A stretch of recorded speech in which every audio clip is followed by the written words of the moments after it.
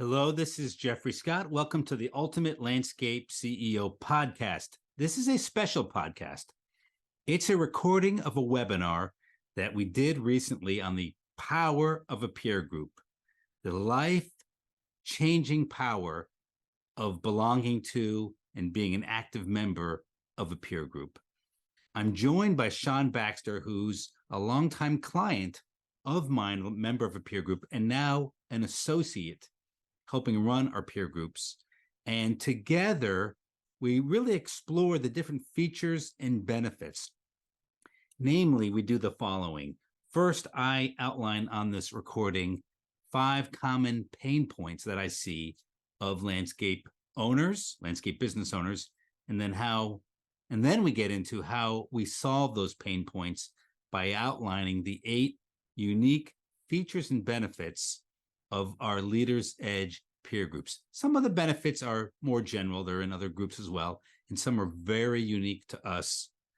You're going to enjoy the stories that Sean shares. He gives some practical examples as what he learned and how he got value as a member back in the day and very recently. And you'll learn from his experiences things you can apply to your business and your thought process now, even without joining a peer group. So there's some good takeaways here on this podcast. I hope you enjoy it. Here we go. One more thing. It's a little choppy initially in this recording, and then it smooths right out. So don't get distracted by that. You'll find a very good presentation here. Thank you. Good morning, good afternoon. My name is Jeffrey Scott, the power of the peer group. I'm very excited to give this presentation. And I have a special guest, Sean Baxter, that I will introduce in a bit. Sean is the owner president of Lawn and Landscape Solutions in Kansas or Missouri. I always forget which side of the line Sean's on. He'll tell us. And Sean's been a long time member of our peer group, so he has a lot of insider information to share. And he's recently become an associate at Jeffrey Scott Consulting. So sitting on both sides here, really a lot of expertise to share. So let's jump right into this. There are very few things in life that decisions you make that have sort of a long-term impact on your life. I would say there's like 5, 6, 7, maybe 10 decisions you make in your entire lifetime that have that long-term impact, right? Who you get married to, what job you take or what job you quit, maybe a city you move to, just very few that really have the large ripple effect.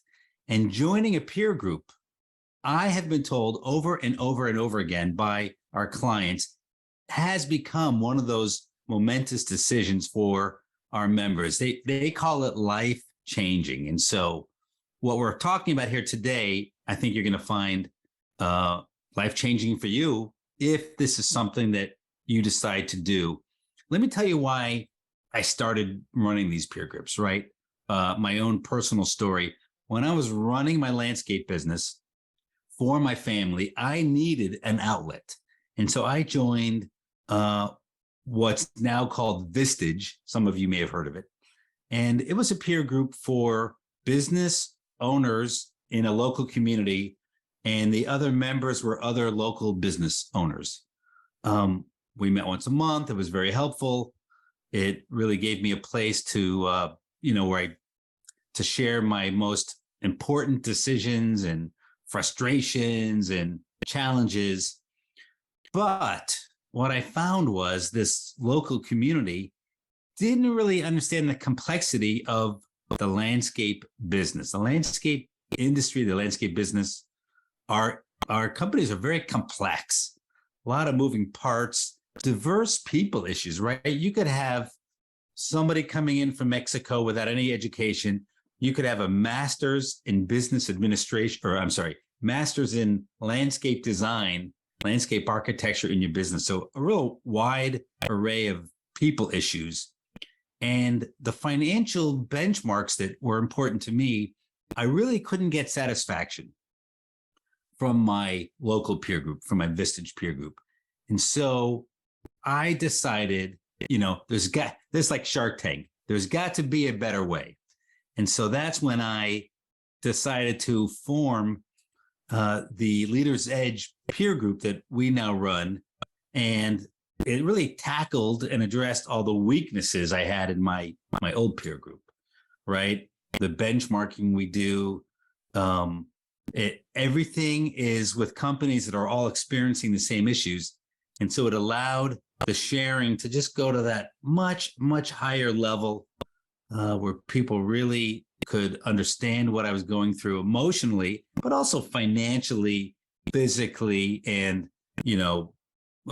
literally from a business standpoint. So that's why I started the Leader's Edge. What I found is from people that have joined over the years that there's really 5 main pain points why people join.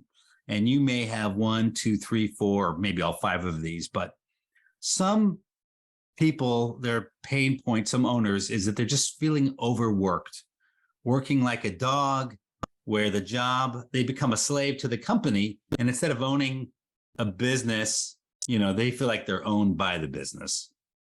So that's pain point number 1. Pain point number 2, underpaid. They get into business because it's the American dream, but then they end up making, for many people, less than if they had just worked for their competitor down the street, right? They had just gotten a job in the open market. And then as you run your own business, you realize, there's these risks. I'm borrowing money. So I'm earning less money. I'm borrowing money. I'm not getting a great ROI. So that's a second pain point. The third pain point is slow growth. Many people, when they join, they've either hit a plateau and they can't get beyond it, or the growth is slow and they're impatient, right? We tend to be ambitious people. We want to go faster. And so they're looking to speed up that growth. The fourth pain point I see is lonely at the top. You've got to make all the decisions yourself, deal with all the pain yourself. You feel beat up. You're wondering if there's a better way. You'd like to ask your employees help, but you can't ask their opinion on everything, and obviously not the really big decisions. And so it is lonely running a business, and a peer group really is a way to help you realize you're not alone. We're all having the same issues. And Sean will share some of this as we get into some of the examples. And lastly, just a general frustration. That's the fifth pain point I see. You're ambitious, you've got big dreams, and with the right help and guidance, you can get there faster and more efficiently. So those are the main pain points I see. What I'd like to do right now is make a little bit of a shift. I'm going to call Sean into the action here in a second. And we're going to talk through the 8 features/benefits of a peer group community. And many of these might be generic to other people's peer groups, and some are definitely unique to how we run. And so with that, let's shift to talking about these 8 features and benefits. Let me now introduce Sean Baxter. Sean, I gave you a quick intro up front. Do you want to take a minute and a half and give us a more refined introduction of yourself? Sure. My name is Sean Baxter. I started my landscape business in 2001 as a 19-year-old kid.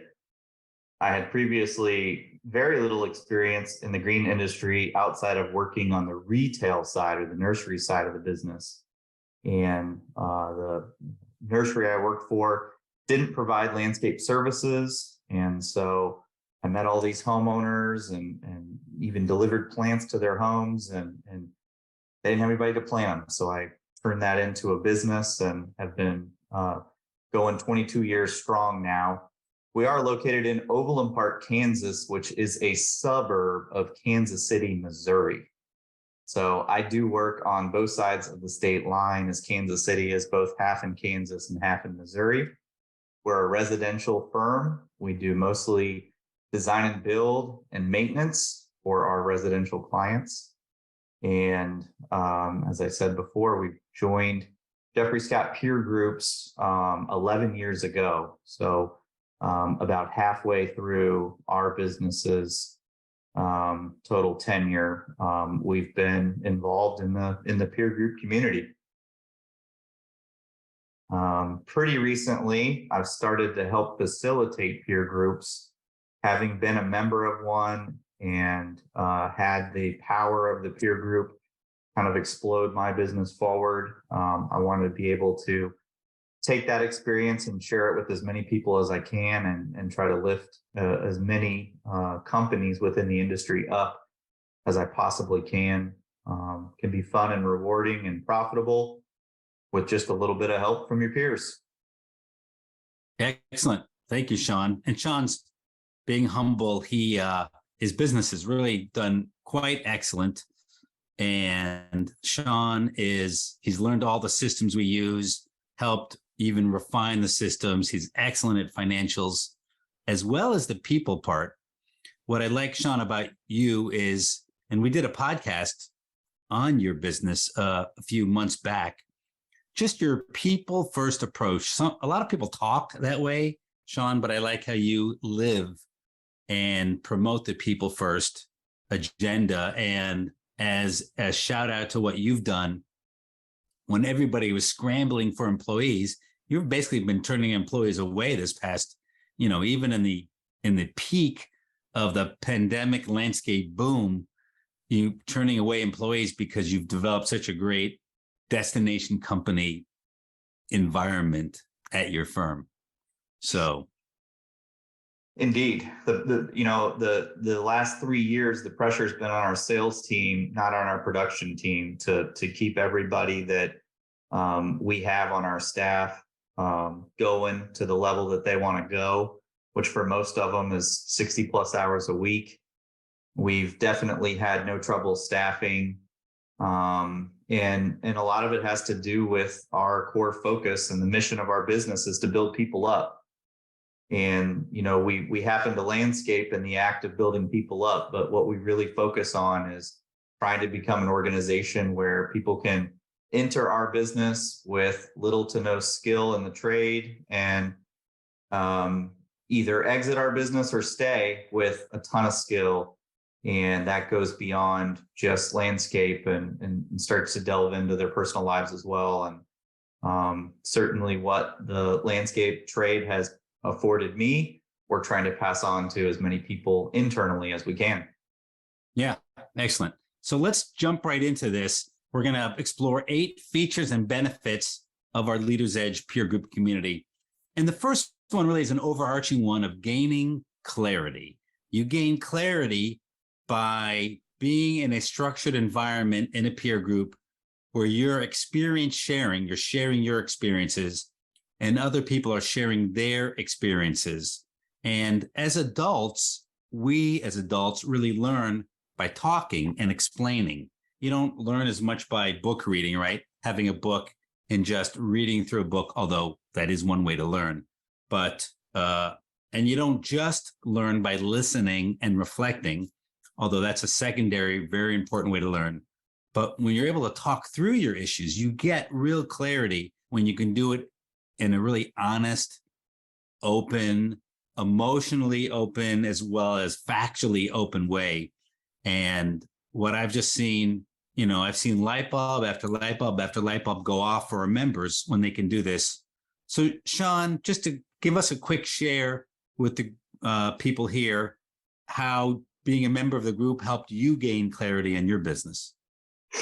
Well, I don't think there was a watershed moment where I had one light bulb go off, but rather multiple light bulbs go off through the course of the travels that I've had. So, when you leave the environment and that you're in every day and the people that you're with, and you go to someone else's environment and start hearing from their employees or looking at their systems, just getting on a plane in the spring and leaving the chaos and going into someone else's world can gain so much clarity. The things you have to do to prepare to travel, the things that you have to do to both at home and at work to be away for a few days is kind of a good indicator of what you're doing all day, every day, and what you spend your time. And those phone calls that you get when you're away are a great indication of what support your people actually need when you're there. That doesn't revolve around you. And so I've had so many moments of clarity leaving my business, going to someone else's. The other side of that is listening to their employees talk and give feedback on their employer, because you can put yourself in their shoes really quickly and you wonder, oh, what would my employees say about me and our systems and the way we do things? And is that true? Is that really happening everywhere? And so it forces you to ask questions of yourself and get questions from your staff that I think create a ton of clarity. And it's so eye-opening to see. The other thing I think that gives you peace about it is you leave your town and you think so many things are unique to you and your city and what you're about. And then you go somewhere else and you realize, okay, maybe it's a different zone. So they got different plants or they have a little different style or flair. But in reality, everywhere in the US, all the contractors in the landscape industry have the same struggles. You're not alone. Any problem that you're facing is probably not that unique. And all you got to do is ask, and you can get clarity on just about anything. Excellent. Excellent. Hey, appreciate you sharing. Sean is talking about the trip we make twice a year to visit one of the members' facilities. That's the bedrock of how our groups run. And then we do a lot more than that, but those two retreats twice a year form, they're kind of the core pillars of our peer group. And so, which leads me to feature number 2 or benefit number 2, the behind the scenes tour. And Sean started talking about it briefly, but really what happens is in these twice a year retreats, one of the members is hosting it. And so part of the meeting is about their company, not the whole meeting, but just a part of it where we meet their team, we learn their systems, we dig into their best practices, we dig into their numbers, we learn from their leadership team, or if it's a smaller company, their foremen or supervisors, whatever it is. We learn from the 4 or 5 direct reports what's working and what's not working in their business. And you learn from visiting another company, both what they're doing better, right? Hey, we're going to rob and duplicate. But you also learn where you see them maybe doing worse than you. And it's like, I'm not so bad. Or maybe they share a mistake that they learned along the way. Ooh, cautionary tale. Oh, I better not make that same mistake. So it's a very tactical, hands-on way of learning. I think as contractors, we need that, right? We can't just do book learning, although we do read at least 2 books a year together and sometimes 3, whether it's Audible or not. But we always want to keep our intellect growing. But this tactical learning is, I think, the most, tangible and relevant. So, Sean, can you share with the group one of the visits you made to someone else's facility that had a big impact on you? Well, there are so many, but one that stands out in my head is a trip to Ohio 7 years ago, maybe 6 years ago. And I had heard so much in previous meetings, but never been there, about this particular facility and how beautiful it was and how it wasn't just designed to be a shop, but it was actually a trial garden for everything that they are doing in their customers' gardens. And so I get there and, from the architecture of the building, kind of looking like an old barn, to the grounds being perfectly manicured and landscaped the way that we would expect a client's facility to be, or home to be, their facility was. And so it was so inspiring for me to see that you could not only build a shop that's functional, but is also very beautiful, and the impact that that has on their employees, the respect that they get from the community, and just sort of how it built their overall brand by how they valued their space. And it was really eye-opening for me.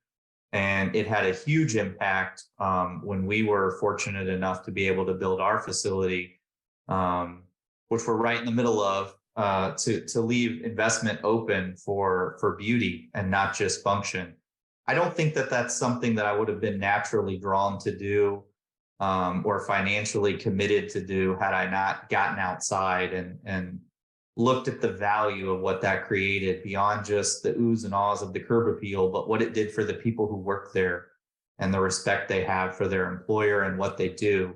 Not to mention the countless training opportunities that provides their staff on their own grounds. And so how did that impact you, Sean, when you built your brand new facility? We're landscaping every square inch of it, and we're going to have a experience, a big patio and a fireplace and a space that we can hang out outside, and kind of demonstrates all the things that we do, which will both be for training and for beauty, and ultimately, hopefully, it kind of sends a message to those applicants when they show up at your door. Okay, this place is for real. They're really into landscaping. This place looks good. This is the place I want to work. Excellent. Thanks.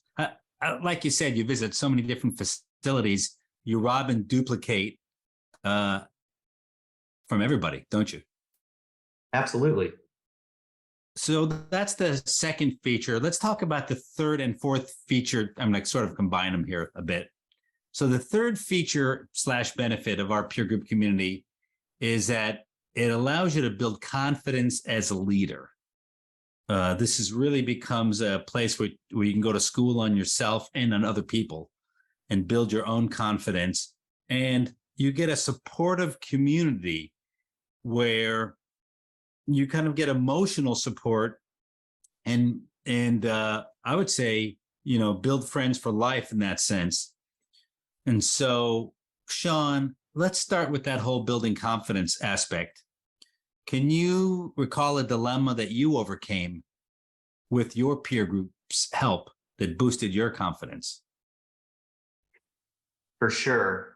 I was, this must have been 2015 or maybe 2016, kind of coming out of the recession. Things were going great guns. We decided to do some development work.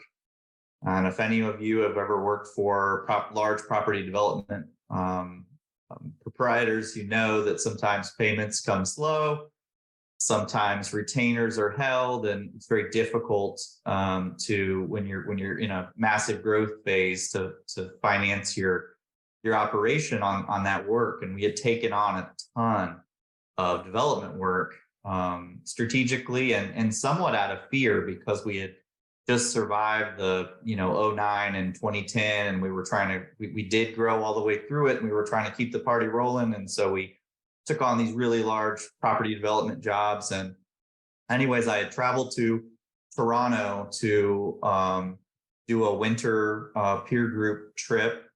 And I can remember vividly being in the barn of the host's property, and his wife had made like warm soup for us all, and we were just kind of sharing war stories, and we were in this barn, and I got a phone call, and this was during lunch, so I took the call, and it was from my office manager to let me know that a developer had fallen through with a very, very large payment. So I don't remember the size of our business at that time, but let's just say the payment was much needed in January to, make a couple payrolls and I don't know, probably pay some vendor bills.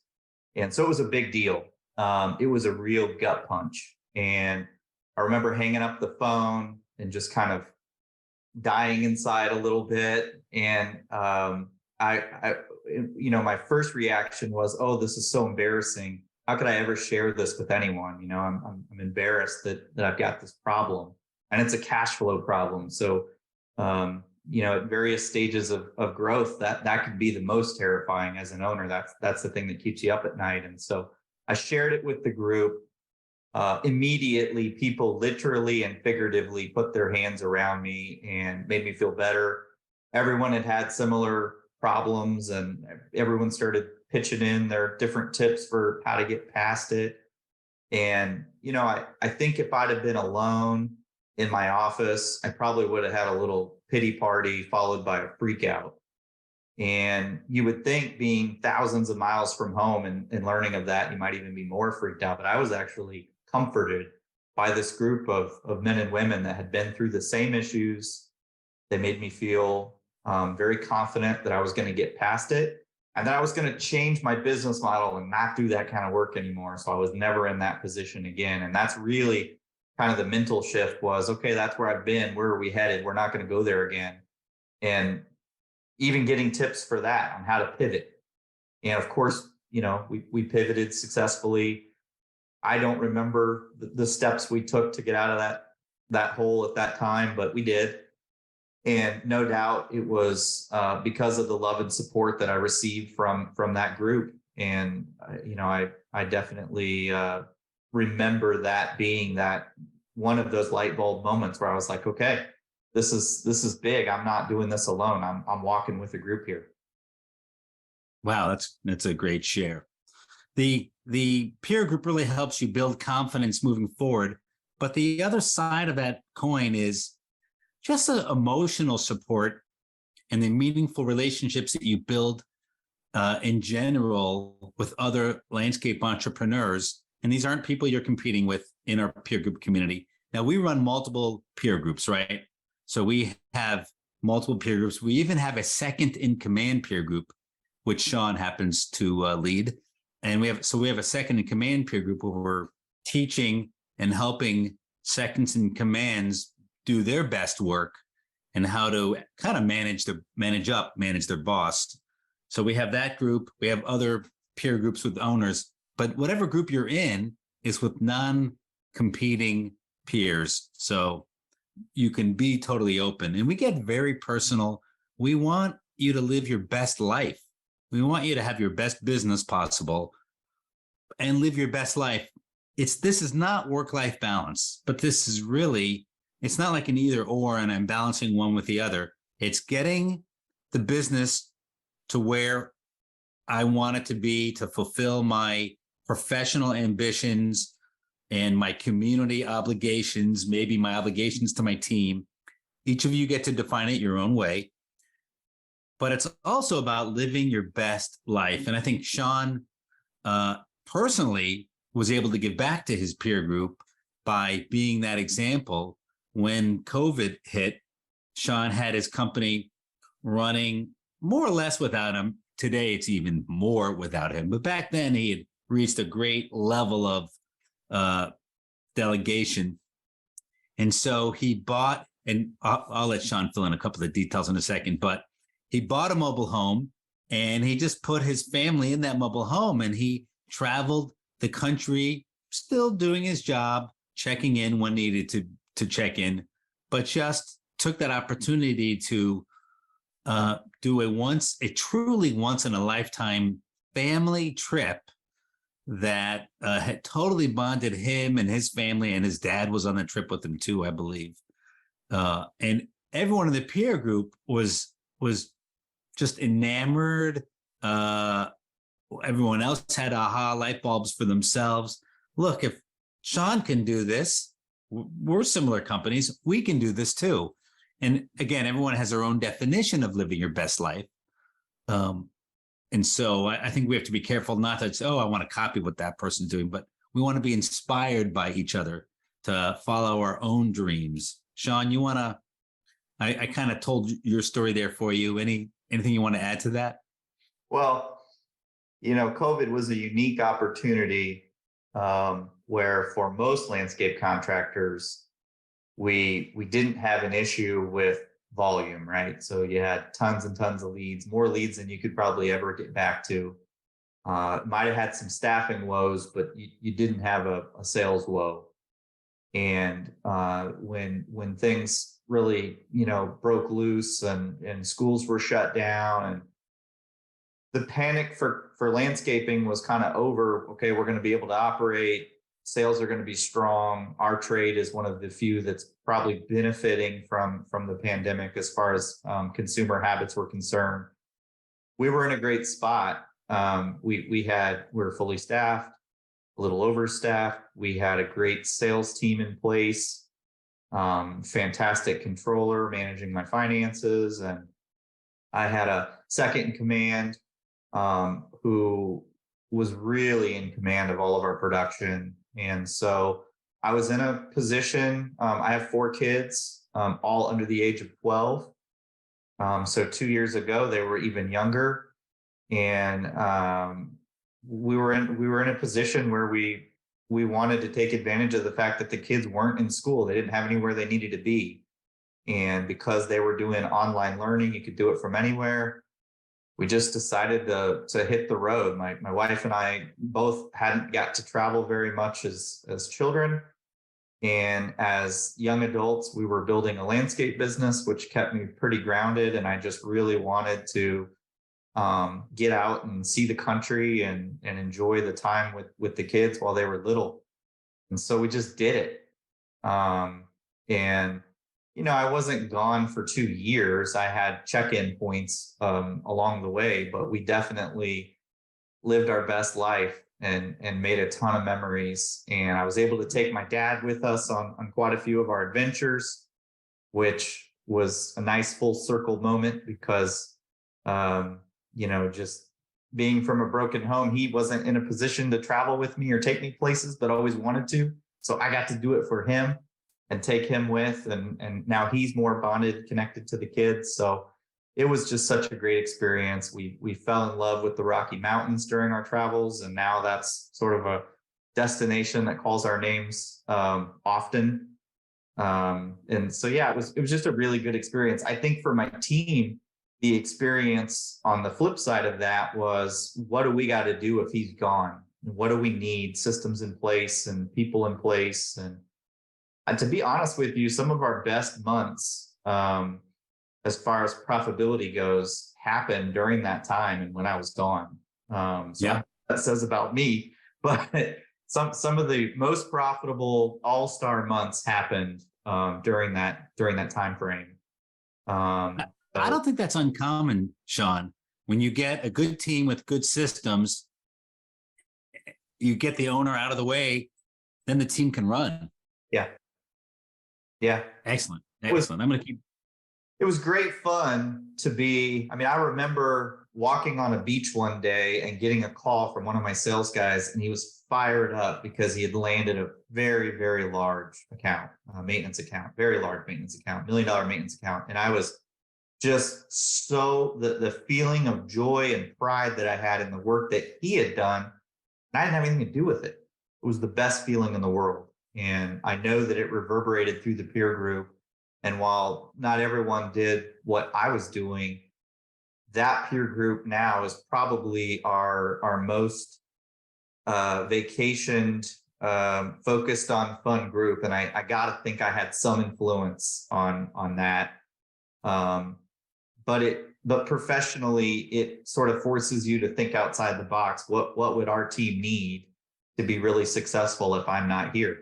And those are the tools that we work on as well in our peer group community. Those are some of the things that we endeavor to give our members. Well said. So far we've touched on 4 features and benefits here. We got 4 more to cover. The 5th one is accountability, which I'm calling it as a separate benefit or feature. I mean, it resonates throughout everything we do in our peer group, January to December. But we also do specific things to create that accountability. And so, everyone needs a boss, right? Whether it's God or your spouse or just your feeling of obligation to your team. But accountability at a high level is hard to get.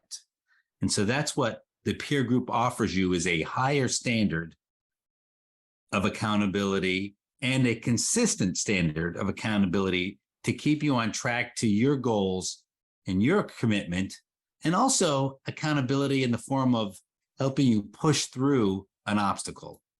So in that sense, it's like a backbone to help you work through an issue and keep moving forward on your own goals. And so we have different, like I said, different ways of creating that accountability.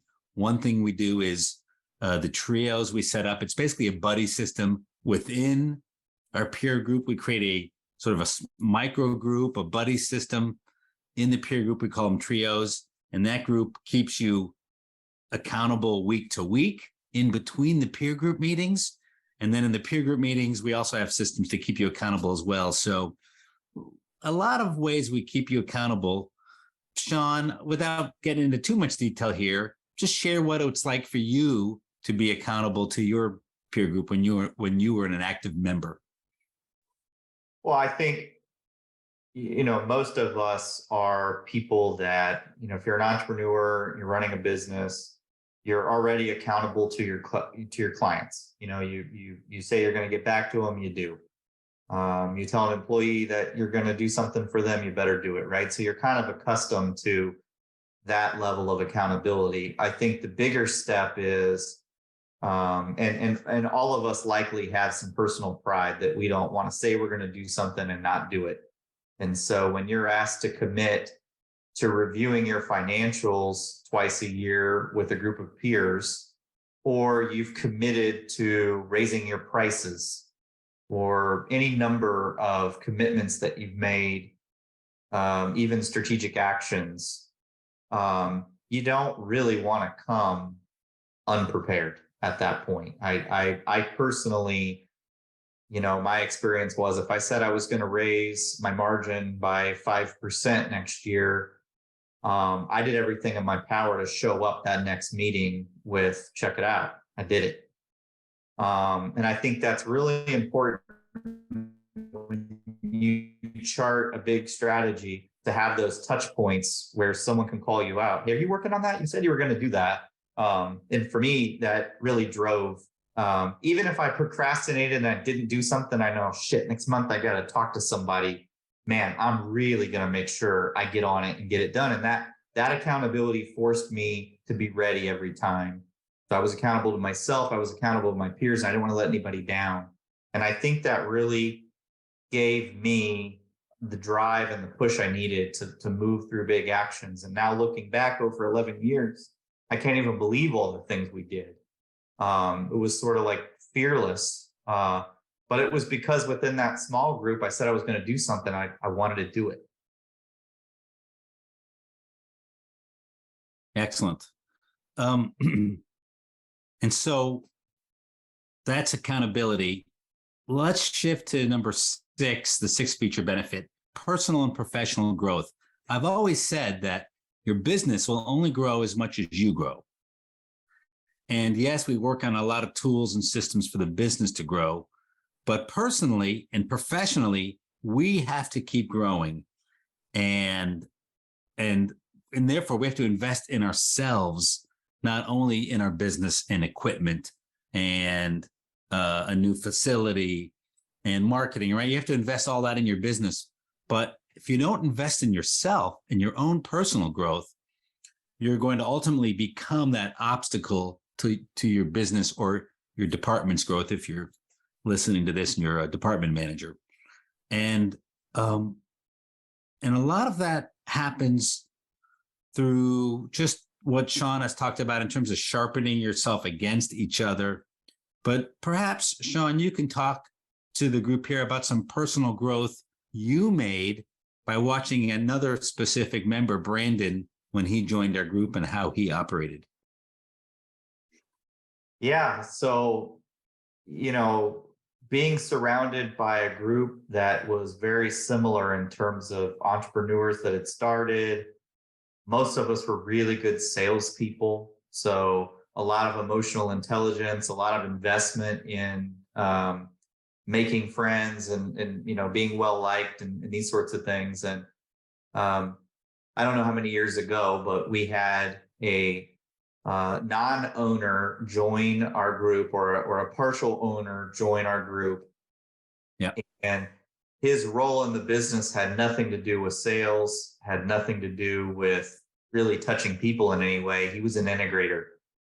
And I hadn't yet really learned about the concept of who an integrator is and what they do for a business. And so this was my first exposure to, someone who was focused on facts, focused on managing by metrics, and who didn't laugh along with the group, but rather took notes and sort of intensely looked at everyone and then didn't speak a lot, but when they did, it was really smart. And I was really taken back and enamored, and now I'm proud to say that I look up to and am able to call that man a friend, and it's inspired me to sort of grow up my act too, and really focus on aside from being a salesperson, also being kind of a fact leader, and not managing so much from gut instinct, but managing from data. And I think the other big professional learn that I had from an integrator was just following methodical thought all the way through and not just acting fast.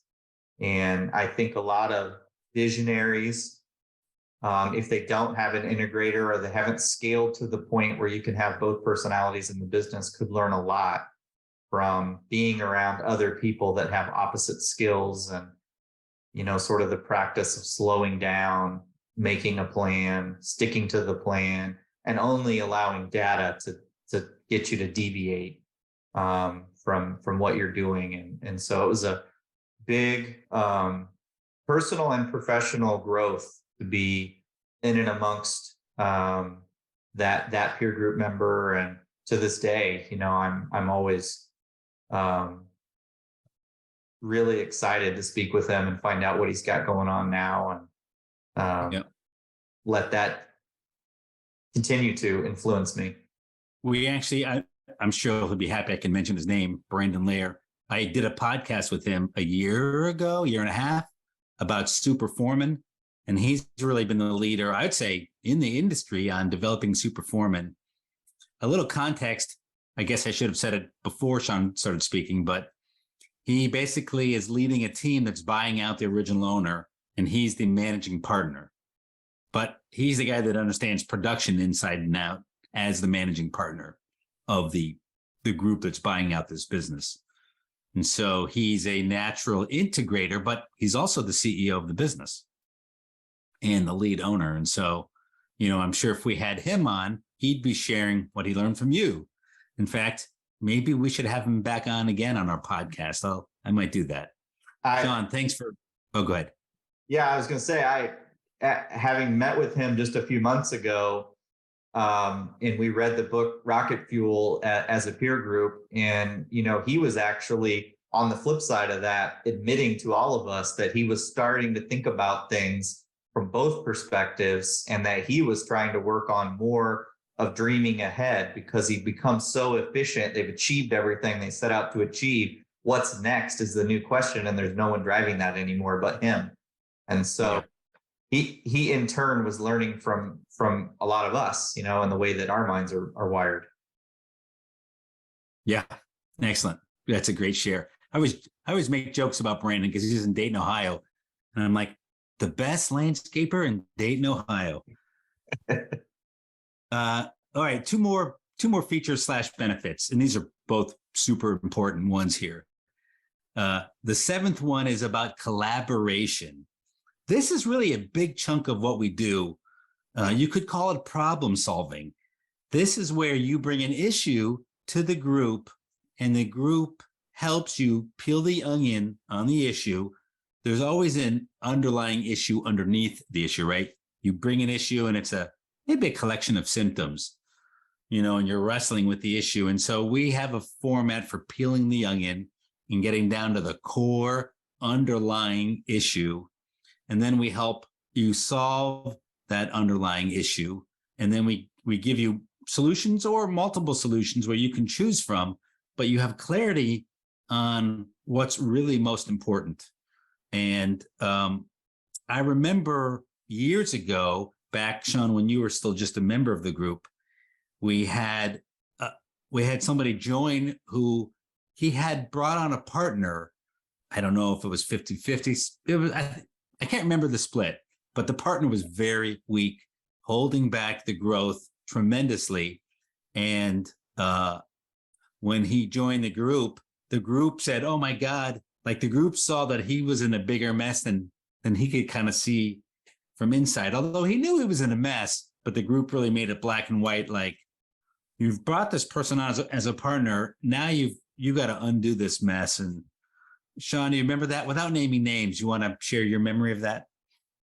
I remember that. I'll probably never forget it because when he joined, the actual business was functioning very well. He didn't have cash flow problems. He didn't have profitability issues. In fact, the only thing hampering the business was, I think he was slow rolling his own success for fear that this looming issue with the weak partner was going to cost him more money down the road. And so he was kind of locked in this state of not wanting to grow the business and cost himself more money and buying out the partner, but also awkwardly not really dealing with the fact that the writing was on the wall. The partner wasn't really providing as much value as he was. I don't remember what their split was or the circumstance in which they became partners to begin with, but in his own head, was something he had just kept sweeping under the rug. And as the business scaled, I think it was burning in the back of his mind that it was going to be a big problem. When he came to us, all of us unanimously were like, whoa, time out. You're doing all the work. You're making all the new investments and you're sandbagging your own business because you're afraid to mention to this guy that it's time for him to leave. And so we obviously encouraged him to break ties with the weak partner. He did that very swiftly, and I don't know the facts today on where he's at, but I'm confident that that business doubled or tripled, and he is the sole owner, including the real estate that they had to untie, and he's even leveraged and gone into a couple other little facets that he wasn't in originally, which is stuff he wanted to do. He knew he was capable. He just needed to get mentally over the hurdle that all of us saw as a must do, not a maybe. And it gave him clarity. Gave him clarity. So that's just one example of our collaborative problem solving. And it's a very specific example. We do this across the board, building your leadership team, hiring a sales manager, maybe firing an employee. How do I do it? I want to make this really big hire. I've never spent that much money on somebody. Starting a branch, all kinds of problems, all kinds of obstacles where you need help peeling the onion. And so that's really a major feature. And we've developed really specific systems to what I call peel the onion. The last feature and benefit, and maybe one of my favorites, is the benchmarking we do, comparing financial metrics between companies. We set up P&Ls so they're apples to apples. We set up rolling budgets. We show you how to not only set up and manage by your P&L, but actually how to use it as a tool within your company using our proprietary rolling budget we've created. We do a lot of benchmarking, not just at the P&L level, but at the divisional level, at the margin level, at the pricing level. We go deep, and we even get into non-financial benchmarking in terms of benefits and, software systems and really everything. And it's my favorite. I studied business. I earned my MBA, and I was shocked when I got out of business school and, years later, made my way back into the landscape world. And then as a consultant, I was like, man, I learned a lot, but still, I have so much to learn because our industry is complex. Don't let anybody fool you that this is not rocket science. This is definitely science. You've got to be scientific in your approach to benchmarking and managing a multi-division company. And so this is something we really lean on. We're not only about money, right? We spend a huge amount of time talking about people and issues and care and love and, community impact. But if you don't make money, the business doesn't work. They say the same thing about nonprofits. A nonprofit doesn't mean the nonprofit doesn't make money. It just means it has to spend the money it makes. And so, Sean, what's been your personal experience with benchmarking here? We just have a minute or so left, but what's one thing that comes to mind when I mention this as the ultimate, or at least the last feature / benefit of our peer group community? Well, I think, it's kind of the cornerstone of your awareness, how to manage your business and make changes. If you don't know, if you're kind of stumbling around in a dark room, this is the flashlight that sort of leads the way, what you need to stop doing and start doing more of. And so when we benchmark and we break out different service sectors, and you kind of find out, what are we doing well? What are we not doing well? And it allows you to make fact-based decisions on how to improve, whether it's from price, whether it's you don't have enough volume, your overhead's out of whack. I mean, it just gives you so many tactical things that you can then go out into the world and improve upon and watch in real time as your financial success increases based on those moves. It's not gut instinct. It's comparable across formats because of the way that we are able to break out the numbers. And it's just, to me, it's the only way to know how you're doing, kind of in a race against yourself. A race against yourself. Excellent. Yeah. And it's something we do constantly. So you can see your trends. You can see how you're doing compared to everybody else. Which numbers are you the leader? And there's pride in that. And then you're teaching others. But there's always going to be somewhere where you're not the leader, no matter how good you are. And who else is leading in that division or in that overhead level or in certain ratios? We also look at ratios and not just numbers. And so it's a place to be proud, and it's a place to learn, and it's another form of accountability. Talk is cheap, but numbers tell the truth, right? They don't lie. And so that's why as Sean said, it really underpins what we're doing here. So we just shared 8 features and benefits. I mean, we also have a larger community where we have larger community events where we bring peer group members together. And I won't go down the road on that because that's sort of the frosting on the cake where you can come to our peer group wide events. And one of those is even private. I never even promote it, but it's something we do behind the scenes where we have education and learning for our members. So a lot of other features, but these are the fundamental features. I would say in summary, people join for one of 4 to 5 reasons. They join because they want a better work-life structure. They want more discretionary time, or they join because they really want to transform their business. They're looking for transformational growth and getting there easier or more directly. Number 3, they may be looking for just relationship building with their peers. They don't want to be alone anymore. They're looking for some high-level relationships with other peers. The 4th reason is the benchmarking, right? They really want a better grasp on their numbers and how to manage by the numbers. And 5th, they want personal coaching, whether it's from the facilitator like Sean would do in the peer group, or they actually want to take me on as their coach and they want one-on-one coaching on top of the peer group experience. But those, in summary, are the reasons why someone's thinking about joining. And of course, for some, it might also be succession. That's more of once you get to a certain age and you're learning to think about succession and how to handle succession, then we deal with those issues as well all the time. And so if this interests you at all, go to my website, jeffreyscott.biz, go to the drop down on the Leaders Edge peer group, and you can fill in an application. It's a 2-step process for applying, and we'll meet with you and we'll walk you through your numbers and your issues, and it's like a free consulting phone call in a way. And we show you where we think the opportunities are in your business, and then we can talk to you about which peer group you'd fit well into and how to get started in that.